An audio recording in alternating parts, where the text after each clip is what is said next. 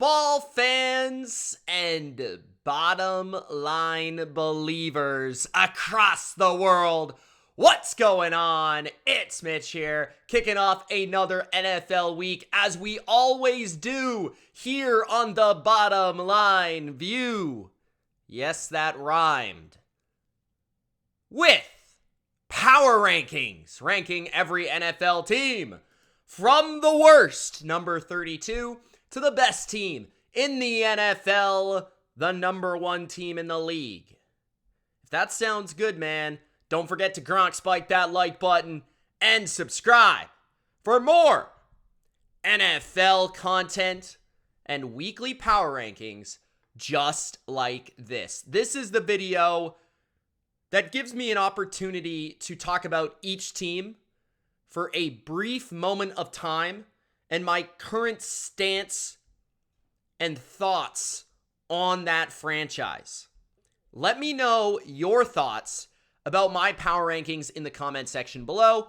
Who do you think is the best team in the NFL? Who do you think is the worst team in the NFL? And how would you rank the top 10 right now? I think that's a very interesting question to ask. So let me know in the comment section. Let's go with number 32. The Carolina Panthers are still at number 32. And I think you could make a debate that they're not the worst team visually speaking. And what I mean by that is they're not the toughest team to watch. I think there's a couple of other teams that are going to come up here very shortly that are two of the worst teams in the league that are a little bit tougher on the eyes. Carolina is competitive in a lot of their games, but they're just not good. And with Carolina, there's like never a sense of they are going to win this game. Like even against Tampa Bay, a game that I picked as a best bet, plus 5.5 to cover the spread. They cover the spread, but it never felt like they were going to win. I never had one iota of confidence in this football team. Bryce Young still does not look the part of a first overall pick or a franchise quarterback. And when I watch Carolina, I see something similar to my New England Patriots over the last few years. The wide receivers just can't separate. They can't get open. They can't make plays. The offensive line, the run game, getting better, but the receivers in the passing game, very, very lousy. The defense punches above their weight class quite often, but I don't really feel like they're good either. This is just a bad football team. Now, maybe if they played straight up against a Patriots or a Jets, they might win, but I don't necessarily view them as a team that, with their current record, I can put them any higher than number 32. At number 31, the New England Patriots. The Patriots are on pace to get the number 2 pick in the NFL draft, and they need it. Any Patriots fan out there that is trying to deny that we shouldn't pick a quarterback, I'm just going to say this. You're an idiot, okay? We need to pick a quarterback. You're an idiot if you think otherwise. Marvin Harrison Jr. looks like the best receiver prospect in a while. But there's a lot of great receiver prospects as we've seen over the years. They keep coming out. If you can get a franchise, possibly top 10 quality quarterback with your top pick, you have to take it. Look at the quarterback landscape right now. This year, the 2024 NFL Draft looks to be one where you could get maybe one of 3 or so guys that have the talent to be upper echelon. And if you have that opportunity, you have to take it. It's the current product of the team. It's embarrassing to watch because their defense is playing inspiring football. They've actually been the best defense in the NFL over the past 4 weeks in terms of points allowed, and they have not won a single game. That's depressing. Very depressing, but what else is to be expected from Bill Belichick, the greatest defensive coach in NFL history that doesn't have any idea how to coach offense? At number 30, the New York Jets. The New York Jets are very similar to the Patriots. Their offense might actually be more difficult to watch than New England, but they have Bryce Young and they have Garrett Wilson, which allows them to actually get points, unlike the Patriots, where the Patriots have maybe a more formidable scheme. The offensive line isn't as bad, right? The Jets have really bad quarterback play, really bad offensive line play, and that makes them really bad on offense. But when they actually click on a couple plays a game, they can make explosive plays. New England can't. And that's kind of the difference between the two offensively. Defensively, they're really, really strong. They're just as good as New England. I think that their run defense at times can be leaky, which allows teams to run away in the second half and kind of kill the clock and not allow them to come back. But their pass defense is upper echelon. And I do think Robert Saleh should go. I do think they need to look for what they're going to be with Aaron Rodgers next year. And looking at the Packers situation, I can't help but wonder, is Aaron Rodgers still good? Like, that's a question I have. Like, because last year, Aaron Rodgers was pretty average, pretty mid. And it's pretty much the same team that Jordan Love is using right now this year in his first year as a starter. So, how good is Aaron Rodgers? That's a question. I don't know even if he comes back next year, this team's going to be a playoff team. I actually doubt it. And I feel sorry to say that for Jets fans. At number 29, the Washington Commanders, a team that has just completely given up on, especially the defensive side of the ball. They're a disaster, like so bad. And their game planning makes no sense. Ron Rivera is completely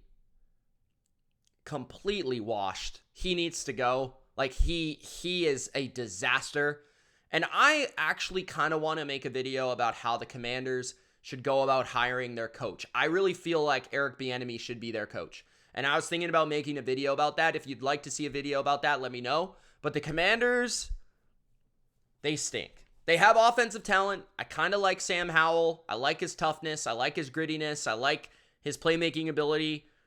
He's not an upper echelon quarterback. He's not going to carry this team to success. They need a lot of work on the offensive line.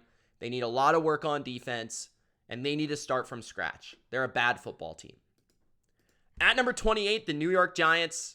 They play with more heart and more vigor than the Commanders, which is why they're 28. They're not more talented than the Commanders. Commanders have a better offense. Commanders probably still have just as much talent on defense. The Giants play pretty good defense, though, overall, right? Dexter Lawrence is a game wrecker. They've got good, fast man coverage corners. Don Martindale's a creative coach. Now, I've actually heard that Martindale might be let go because of their relationship between him and Daboll is not exactly great right now. So that's interesting. Daboll's actually not had some fans in the locker room and in the coaching staff ranks, which is interesting to me because he was coach of the year last year. I don't know how that turned so quickly. The Giants really need a quarterback, and they really need a number one receiver.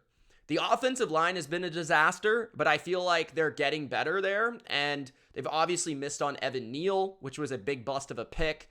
But they do have some things that you look at and you say, well, maybe Daboll can turn this around within a season or two. I don't think it's too drastic there in the Giants. I don't think, it's kind of like New England to me, where they have enough pieces where I think they could turn this around quickly. It's just going to take a smart person, and it's going to take some good draft picks to do it. At number 27, the Tennessee Titans. The Titans,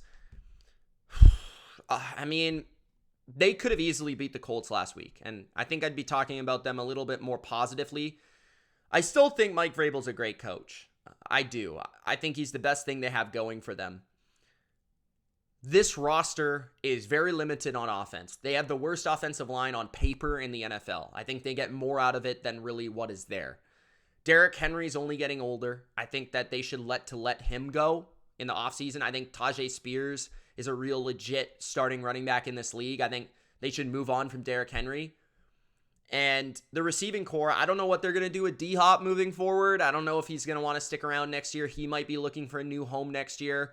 So this is going to be a really young offense probably next season. I wonder if Vrabel's going to be the one to stick with it. I wonder what they're going to end up doing, because it's not like they're going to have a super high draft pick, but they will have a top 10 draft pick. The defense, I still think, has really good pieces, but there's some guys that, they traded Kevin Byard. Guys like Danico Autry are getting older. So how does that look? And the secondary, they just give up so many plays down the field. I don't really know what's going on there. I honestly can't tell you. Jeff Simmons is now injured, which is a killer. I think this Titans team, obviously, they don't really have an answer at quarterback. Will Levis looks promising. He has talent, but I wouldn't necessarily say he's the answer yet. So Tennessee's a confusing team. They're definitely not very good, but I'm trying to figure out what their future is going to be. And they feel pretty bleak, especially within that division with CJ Stroud and with Anthony Richardson coming back for the Colts next year. And with Trevor Lawrence, this team feels like they're going to be at the bottom of the division for the next 5 to 10 years. Next up, we've got the Arizona Cardinals. Kyler Murray pulled off the upset of the Pittsburgh Steelers on the road, shockingly against the Steelers. Nobody really saw that coming. Trey McBride looks like a real football player, a real tight end, a guy that I really liked coming out of last year's draft. I thought he was easily the best tight end in that class. I think he's shown up this year in a big way since letting go of Zach Ertz, which is nice to see. The offensive line of the Cardinals, I will continue to praise. I think it's the best offensive line that nobody talks about. The defense of the Cardinals, they play hard every week. I think Jonathan Gannon, I give him his flowers. He's done a lot better job with that team than I would have ever thought this year. They're actually competitive in a lot of games. And Kyler Murray, I don't exactly know what they're going to do with their draft pick, but if they're not at first or second pick, I don't think it's, I think it's probably pretty obvious they're not going to pick a quarterback. If they don't have a top 2 pick, I think Kyler's going to be their guy, and I think they're going to try to find a way to get Marvin Harrison Jr. So that's going to be interesting. I think they really want that receiver there. That would be a huge addition to this team with Kyler Murray. That would be pretty special. And this would be a pretty fun team to watch next year. Next up, the Chicago Bears at number 25. The Bears are a little bit different than the Cardinals. They're sitting with 2 picks, probably in the top 5. One of them, it feels like, is going to be the Carolina Panthers' first overall pick. So I think they're going to go with the quarterback. Justin Fields feels like a guy that's auditioning for other teams. And he's not necessarily playing bad, but he's not necessarily playing good either. Like the last performance against the Vikings was very up and down roller coaster like. Classic Justin Fields. Has a lot of traits that I think other teams can buy into as a starting quarterback. I think the thing with Fields is his physical traits allow him to be a bottom tier starting quarterback because there's things you can build around with that. But he's so limited in the mental capacity and also the accuracy department that it's really hard to be a winning team with him. So you need a very good roster around him. I think with the Bears, though, I've been impressed with their defense most importantly. I think their secondary is playing very feisty football. Really like a lot of the pieces from Jalen Johnson to Jaquan Brisker. I think that Gordon's playing better as well. The linebackers are showing up in a big way. Montez Sweat has upgraded this defensive line. That's the area that's impressed me the most. I wouldn't be surprised if the Bears were risers at the end of this season here because they're playing pretty solid football. I don't think their win against the Vikings was necessarily a fluke. At number 24, the Las Vegas Raiders. The Las Vegas Raiders are going to be a pain in the butt for a lot of teams moving forward. I don't think they're very talented on defense. I don't think they have a very good quarterback. I don't think Aiden O'Connell's necessarily a starter, although I don't think he's bad. He seems like a good backup for a number of years with a pretty good arm, just lacks a lot of mobility. I would say that O'Connell can get it done for this team for the rest of the year, and they're going to see what they have in him. And maybe even they ride with him next year because maybe that's a building year for whichever coach comes in for them. That's going to be the question, finding the guy that can build the Raider way, right? Not a guy that's going to take the Patriot way and try to infuse it in Las Vegas, but somebody that's going to bring back the greatness of the Raiders that Al Davis envisioned. And I think the Raiders need to get back to Raider football. Speed. I think they need to get back to running the rock, taking shots down the field. I think they need to get back to toughness, grittiness, playing with passion and hunger. And a lot of the Raiders we've seen the last couple of years have not played that way. So just simply getting back to the fundamentals of the Raider program would be nice to watch. This team has talent, though. Devontae Adams, don't know if he's going to be on this team next year. That'll be interesting. Jacoby Myers certainly has been a nice addition for them. Max Crosby's one of the best in the game. And I actually think that the coaching on defense has been very, very good this year for them, considering their talent. So number 24, the Raiders. At number 23, the Cincinnati Bengals. The Bengals are at number 23. Impressive win by the Bengals against Jacksonville. I would have never thought 10-point underdogs going to Jacksonville against a team that looks like a top 10 team in football. They win that game with Jake Browning. I think that speaks to Zach Taylor. I think that might have been his finest performance as a coach, honestly, in the NFL. I think that the offense, Jamar Chase, speaks to how good he is. if Tyler Boyd doesn't throw the football to the other team, I feel like that game is a convincing win over a good playoff team. And Trevor Lawrence gets hurt or not, I think the Bengals have a chance to win that game. The defense has been highly disappointing. I understand Cam Taylor-Britt went on IR. The safety position's been a big problem for them this year. The run defense has been surprisingly bad. Big Lou has not come through. And yeah, the Bengals, I feel like they could have been a Super Bowl contender with Joe Burrow, but I also feel like the defense might have hindered them in the end. So at number 23, I have the Bengals. At number 22, the New Orleans Saints, who I don't really know where to rank, if I'm being honest with you. I actually think Jameis Winston's an upgrade for them. I think everything we've seen in terms of evidence has pointed to this team scores more points when Jameis Winston's that quarterback. You know, Derek Carr, he's terrible in the red zone. Derek Carr, I feel bad for him, got injured. I don't ever want to see anyone get injured. But the team believes in Jameis Winston. The team likes Jameis Winston. They don't like Derek Carr. We've seen that. Taysom Hill's a dog. Continue to give Taysom Hill the ball. If you want to make the playoffs, give Taysom Hill the ball, especially in the red zone and short yardage. He's a glitch. Chris Olave is a good football player. The offensive line's hit and miss. The run game is disappointing. The offensive play calling is vanilla. The defense is regressing big time. A lot of injuries, but the age is starting to catch up to a lot of these players. Marshawn Lattimore, without him, they're not the same defense.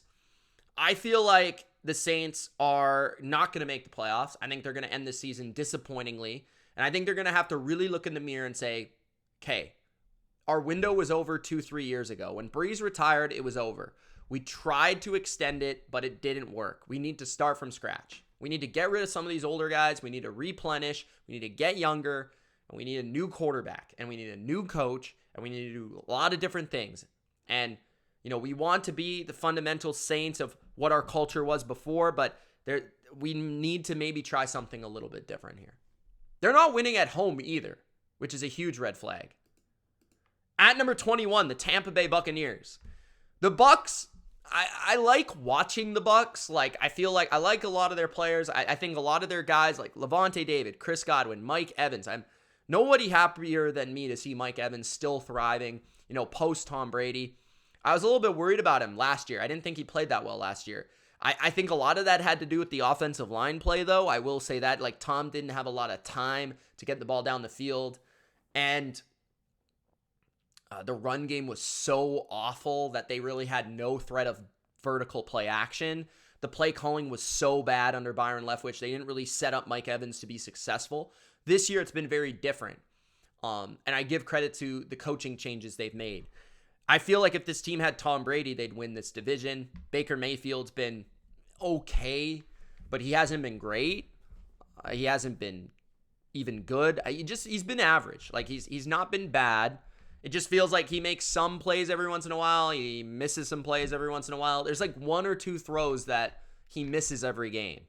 There's a couple plays that he should make that he doesn't. So he's frustrating.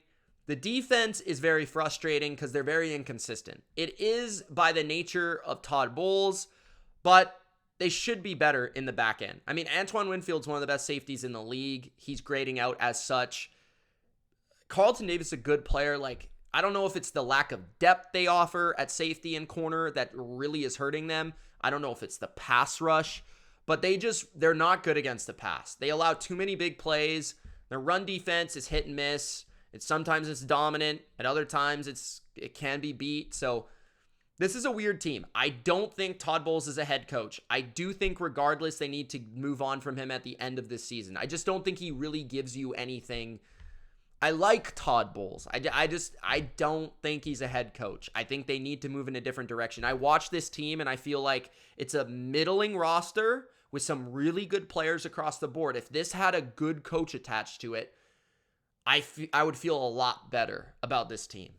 So at number 21, the Tampa Bay Buccaneers. At number 20, the Pittsburgh Steelers. The Pittsburgh Steelers are bad. You know, their record may say different, but they are not a good football team. I've been saying this the whole year. I feel like I've been saying this for 2 years. This is the flukiest team in football, even flukier than the Philadelphia Frauds. I mean, they are a fluky football team. Their quarterback position now is on the ropes. Kenny Pickett injured, Mitch Trubisky in. And honestly, I can't even count on them to beat the Patriots at home. That speaks to my confidence in this team. Their run game is improving. It's actually been one of the better units in the league as of late. The offensive line, I feel like, is taking a step forward this year. The receiving core has talent, and the defense is solid. I just feel like the quarterback position is missing something. I feel like the offensive play calling and scheme is missing something. I feel like the secondary at times, especially the middle of the field, the linebacker position gives up too many plays. This is just not a good team because they don't have a quarterback. If they had a quarterback, I feel like they'd be good enough that their deficiencies wouldn't look so great. They could overcome a lack of creative play calling. They could overcome, the linebacker position being poor in coverage and things like that. Because they have a great pass rush. They have pretty good run defense. They have a great coach. And they have good skill talent. So I feel like if they had a good quarterback, they'd be enough. Steelers are just that team that are missing a quarterback. I actually would think the Steelers should go after somebody like Kirk Cousins in the offseason. If anyone's going to go after a veteran quarterback, it should be the Steelers. At number 19, speaking of Kirk Cousins, the Minnesota Vikings. Brian Flores deserves to be a head coach in this league. I don't care what you say. He's one of the best defensive coordinators in the league. He's getting the most out of the least on that side of the ball. And now they get Justin Jefferson back. So I'm intrigued by this stretch run for Josh Dobbs. Can he make something happen? He's coming off his worst game. O'Connell and the staff had a bye to fix some of the things that were deficiencies for them in that game against Chicago. I thought O'Connell really blew it with his situational management there at the end. I feel like the Vikings still have a chance, but teams like the Packers and the Rams are currently playing better football. So that's why they're at number 19. At number 18, the Cleveland Brownies. The best defense in the NFL got shredded by Matthew Stafford, Sean McVay, Cooper Kupp, and Puka Nacua. It was embarrassing to watch. Joe Flacco, though, on the positive note, gives them a quarterback that can manage a game, can make some big throws, and as long as he's protected, he knows how to operate in an NFL system. I think Flacco is going to give them a chance at the playoffs. We'll see if their defense can really rise to the occasion. This defense needs to be the best in the league if they want to make it. At number 17, the Atlanta Falcons. The Atlanta Falcons are frustrating because their defense every couple of games has a dominant showing. Their run game can have a dominant showing, but they get next to nothing out of the quarterback position. Their coach is frustrating in his usage of certain players. And guys like Kyle Pitts are hit and miss. You never really feel like you know what you're going to get from this team. And that's the frustrating part. But they are in a position to win this division.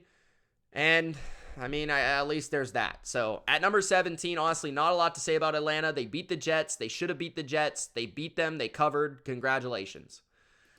Next up, we've got the Los Angeles Chargers. They actually won and covered a game that they scored 6 points in, which I thought I would have never said with Brandon Staley as their defensive coach, but that is just how bad the New England Patriots offense is. The Los Angeles Chargers made them look bad, and this is a couple of weeks in a row where the Chargers have played pretty admirable defense. Played well against New England, played well against the Ravens. They're playing more physical, they're playing more tough. I have to give Brandon Staley credit for that. Even as bad as the Patriots are, I could have seen many Chargers teams losing that game last week, and they didn't. Justin Herbert, I think a lot of people are overestimating the offense. They have very little talent at wide receiver, very little talent at running back, very little talent at tight end.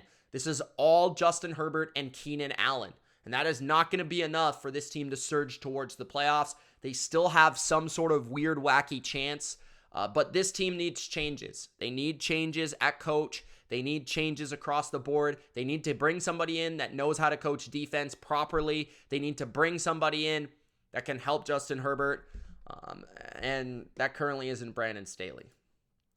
At number 15, the Indianapolis Colts. Talk about a coach that's been a home run. That is Steichen. Now, that being said, the Colts were extremely fluky in their win over the Titans. There was some crazy special teams madness in that game that is unrepeatable and will not repeat. But that being said, Gardner Minshew had one of his better games throwing the ball down the field, making clutch throw after clutch throw in the big moment. Touchdown to Michael Pittman puts it away.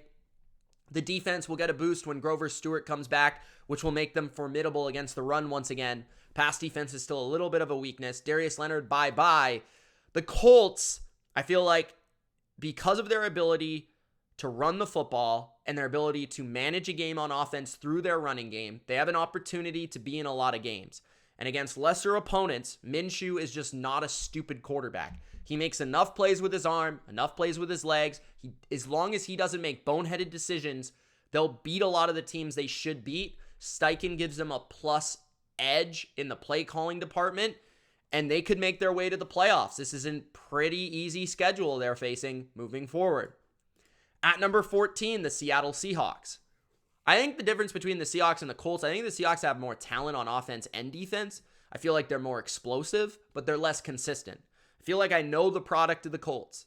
I know what they're going to do. I know their strengths and their weaknesses. Last week, I couldn't have told you that the Seahawks were going to score 30-plus points. I mean, that's Geno Smith for you. Sometimes he's just on the money. He hits his throws. He makes his plays. DK Metcalf, Tyler Lockett, Jackson Smith, and Jigba, they're finally starting to show their talent on offense. If they can continue to do that on offense, they have a chance to beat the Eagles. They have a chance to beat the Niners. If they can do what they did against Dallas, they're going to have a shot to make the playoffs. And when they make the playoffs, if they make the playoffs, they'll be extremely dangerous because of that offense. The defense has actually been pretty good this year. Last week, they played one of their worst games. I want to see more out of their pass rush. I want to see more out of that front that they've paid a bunch of money to and spent a bunch of resources in. The secondary has some talent. Tariq Woolen's been a disaster. At number 13, the Denver Broncos. Talk about a team with middling talent that just manages the game properly. Sean Payton has done a great job with this team, once again proving that he is a top 5 football coach in football. His ability to manage Russell Wilson, his ability to run the football, his ability to understand what this team is and put a team out there week to week that has a chance to win, even though it looks like they're being outplayed for the entirety of the game each and every week, is impressive. I mean, this team was losing 16-3 at one point. This team looked like they had no chance to beat the Texans, and they have the ball at the 10-yard line to win the game, down 22-17. Just like things like that have made the Broncos a pain in the butt for a lot of teams, and they have a chance for the playoffs. I don't think they'll make it. I don't think they're talented enough. I don't think Russ is good enough, but I feel like, man, Sean Payton, you've got a coach, you've got a guy that's going to build a culture, build a team for the next few years here in Denver, and we'll see how it goes, man. At number 12, the Los Angeles Rams. Talk about a culture builder and a great coach. That's Sean McVay. Talk about a great quarterback, Matthew Stafford. Stafford is probably the guy that's not getting enough credit or love right now at the quarterback position. Nobody's talking about the Rams, but they've been one of the best offenses this year when Stafford and the entirety of the offense has been healthy. That includes Williams at running back, Nakua and Kupp at wide receiver. And this offensive line is playing better. They shredded, in the fourth quarter, a really good Browns defense. 4 touchdowns for Stafford. That's 7 in the last 2 weeks. They're running the football well. They're play actioning it well. They're making big throws when they need to on third down from Stafford. And the defense, again, they're not great. They can be ran on, and they have some difficulties. They don't have a lot of talent, but they play fundamentally sound. They make you earn it, and they play well in the red zone. The Rams are a creative bunch. They're at number 12. At number 11, the Jacksonville Jags, which is the most difficult ranking of this video. I was trying to balance out what their current product will be without Trevor Lawrence with the high ankle sprain. He'll probably be out 3 to 4 weeks, which is going to hurt them in the playoff race and their division race. But I'm also trying to balance out if Trevor Lawrence can come back, if Trevor Lawrence is there, what are they? So they're a top 10 team with Trevor Lawrence. They played really poorly. I'm worried about the defense moving forward. They were exposed by the Bengals pretty good. They've been exposed already by the Niners, which I just thought was kind of one of those games because the Niners are that good on offense. And then their offense, I feel like, is pretty good overall. Like, I do think it's a top 10 offense with Lawrence in there because they've got good receivers. But now Christian Kirk's injured. So Calvin Ridley's really going to have to step up. Guys like Zay Jones, Evan Ingram, Travis Etienne, and Parker Washington of all receivers is going to have to step up big time. The offensive line already has been a trouble. This is Doug Peterson's time to do what he does. Take a backup quarterback and make him look good. The defense, though, needs to play better if they're going to make the playoffs and win this division still. At number 10, entering the top 10, I have the Green Bay Packers, baby. Go, Pack, go. Jordan Love is the man. Jordan Love is playing lights out right now. He proved it to the world. A lot of people thought he couldn't do it. Go and win a game on Sunday Night Football against the Kansas City Chiefs, the Super Bowl champions. He beats and outduels Patrick Mahomes and puts on a show and made a lot of big-time throws. Christian Watson looked like the superstar that I know he is. They ran the football consistently and effectively with A.J. Dillon. They kept Mahomes off the field. They shortened the game. And the defense made just enough plays in the red zone and got a big interception when they needed to from the playmaker Nixon. I'm excited to see what this defense can do against the pass when Alexander comes back. I think Stokes is also injured, so they still have room to improve on defense. They need to figure out a way to be better against the run. If they want any chance in the playoffs, they have to stop the run. But I think just making the playoffs is a gift to this franchise.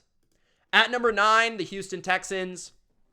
Texans with an impressive, hard-fought victory over the Denver Broncos at home. C.J. Stroud continues to be a top 7 quarterback in the league. C.J. Stroud continues to be an MVP candidate. And yeah, Tank Dell is gone. That sucks. I mean, should have taken Durkant instead. But, you know, this defense came through when they needed to most, when they needed a big play. They had not just 1 interception, not just 2 interceptions, but 3 interceptions of Russell Wilson. So the defense really, really had a big game. So good for them.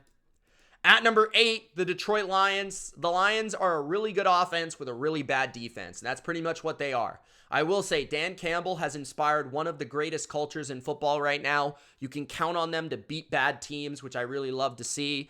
And they run the football well. They throw the football well. They've got a number of different playmakers, guys at running back, wide receiver, and tight end. Jamison Williams is coming on now. And the defense, they just need to be maybe a little bit more aggressive, a little bit more opportunistic. Now is the time to kind of dial into, we've got a good offense. Let's try to make some plays on defense. Maybe they need to blitz more. Maybe they need to do some more creative things to get this defense going. But overall, this is a team that will make the playoffs. I don't see them as a Super Bowl threat. I see them losing to the Niners or the Eagles or the Cowboys in the divisional round.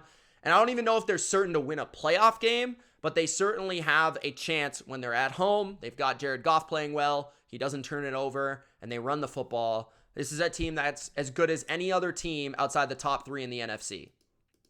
At number 7, the Buffalo Bills. And I know this sounds wacky and looks wacky because they don't have a great record, but you've got Josh Allen. You can go toe-to-toe with teams like Philadelphia. They never lose more than a 1-score game. All their losses are 1-score games. They rather mess it up on defense. They mess it up through coaching. They mess it up through special teams. Or they just have too many turnovers and are unlucky. But the Buffalo Bills are a talented football team. They had a bye week to replenish. Josh Allen's playing like the best quarterback in football. If he makes it to the playoffs, they're dangerous. Regardless of their defense, regardless of the team around Josh Allen, if he makes it to the playoffs, you're in for trouble because this guy can score points. He can run it. He can throw it. He's the best in the game. And the defense, I do feel like outside of that end of that Eagles game, they had been improving. So I'm looking forward to seeing this matchup against the Chiefs this week. At number 6, the Kansas City Chiefs, who are toe-to-toe with the Bills. The Chiefs have a good defense with a middling offense. Their offense is middling because they've got a strong interior offensive line. They can run the football every couple of weeks when they play a matchup that they can expose. And they've got Travis Kelce and Rashee Rice who make plays. But the offense is unreliable. They don't get a lot of explosive plays, which is really killing them right now. Everything from this offense is short. It's run, it's screen, it's smoke and mirror garbage. 7 yards per attempt from Mahomes is not good enough. They need to find a way to get explosive plays. Maybe they need to look into the trick bag play. I don't know what they need to do. But man, like this team and the defense against the Packers was not good. Like if this team's going to win, if this team is going to get back to the Super Bowl, they need their defense to play the way it did against Miami. They need their defense to play like it did at the beginning of the year. If their defense is not a top 5 defense, this team's not going to make the Super Bowl. This team might make the next round, right? Go from wild card to division. They're not going to win multiple playoff games if their defense doesn't play at a top 10, top 5 level. Because their offense right now is inconsistent and unreliable, especially late in games. So the Chiefs are at number 6. At number 5, the Miami Dolphins. I've moved the Dolphins ahead of the Chiefs. I think their defense continues to improve and continue to show us that this is a good unit. and they continue to make plays. Andrew Van Ginkel, by the way, is an absolute dog. Zach Sealer is an absolute dog. And even without Jalen Phillips, Van Ginkel has been going off, man. Now, that being said, Jerome Baker got hurt, which is a huge loss for the middle of their defense. Their secondary, though, is as talented as any secondary in football right now. They're right up there with Ramsey, Howard, and Holland.